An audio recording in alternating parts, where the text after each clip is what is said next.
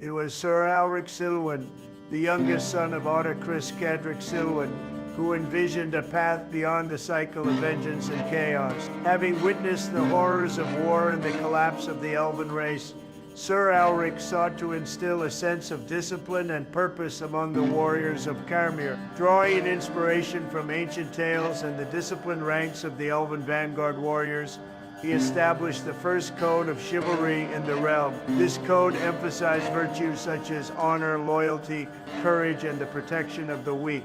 Under Sir Alric's guidance, the Silwen levies transformed from mere soldiers into knights sworn protectors who upheld justice and righteousness. The introduction of knighthood brought a semblance of stability to Carmere, providing a moral compass in a time of uncertainty. It was declared that for one to become a knight, they ought to take upon vows that marked them servants for the remainder of their lives, forced to serve the weak, forced to aid those who failed to protect themselves, the weak and fragile, those incapable of bravery. They were the most noble of the human race. They were the knights that clouded darkness and brought forth light in the name of humanity. Tutelage was passed on to young aspiring warriors known as squires.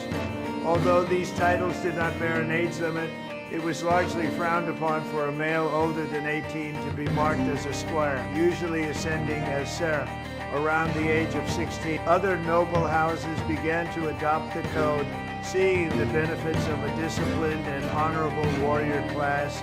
The ideals of knighthood became intertwined with the emerging religious and military orders, shaping the cultural and political landscape of Carmere for generations to come. In the annals of history, Sir Alric Silwen is remembered as the first knight of Carmere, a visionary who brought chivalry to a fractured realm and set the stage for a new era of honor and unity. 2 centuries after the rebellion's fires cooled, the children and grandchildren of Carmere began to grow restless beneath the weight of their own prosperity. The Church of the Glass Chalice took root.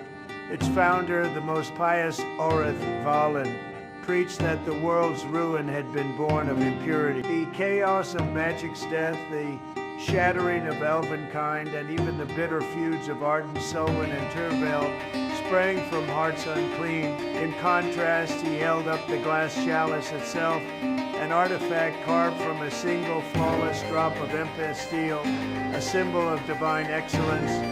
To drink from it was to taste purity itself. At first, the church's rituals were simple and moving.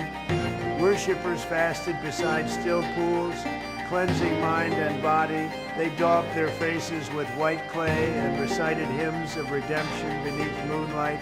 Women and men of all stations joined in the ceremony of crystal waters, believing that the chalice's divine reflection would wash away bitterness, envy, and doubt. Even the nobles, eager for new moral high ground, lent their support, funding chapels along the Silverleaf Road and sponsoring pilgrimages to the ruined forge hall where the chalice was enshrined. But purity showed its darker side. The church's scribes began to classify sins in ever finer detail. Confessions turned into inquisitions.